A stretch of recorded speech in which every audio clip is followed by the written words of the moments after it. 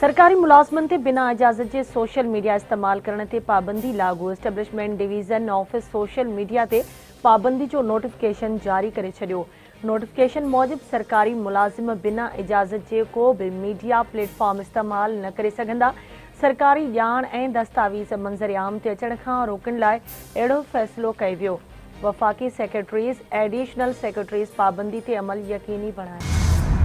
बलूचिस्तान के इलाइक़े किला सैफुल्ला जे जाबलू इलाइक़नि में ककर फाटण सबब तूफ़ानी बरसात तबाही मचाए छॾी। लाॻीतो बरसात सबब किला सैफुल्ला जे जाबलू इलाइक़नि में इंतिहाई वॾे दर्जे जो पानी वहकिरो आबादियुनि फसलनि ऐं बाग़ुनि में दाख़िल थी वियो।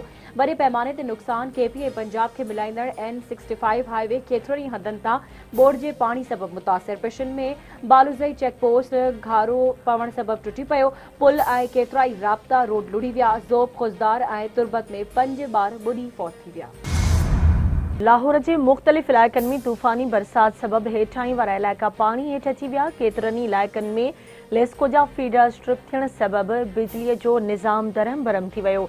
सूबाई गादी वारे शहर मुस्लिम टाउन, कलमा चौक, जौहर टाउन, भाटी, मज़न समेत केतिरनि इलाइक़नि में ज़ोरदार बरसात शहर जा अक्सर रोड ऐं घिटियूं नदी नालनि जो ॾेख ॾियण लॻा।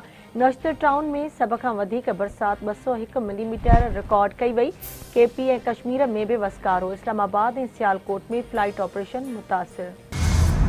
थरपारकर के मुख़्तलिफ़ इलाइक़नि में तेज़ हवाउनि ऐं गजगोड़ सां बरसात जो सिलसिलो जारी।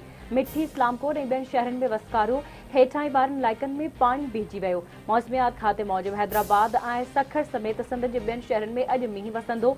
कराची में सुभाणे गजगोड़ सां बरसात जो इम्कान आहे। बलूचिस्तान में बि 4 सितंबर ताईं बरसातुनि जी अॻकथी।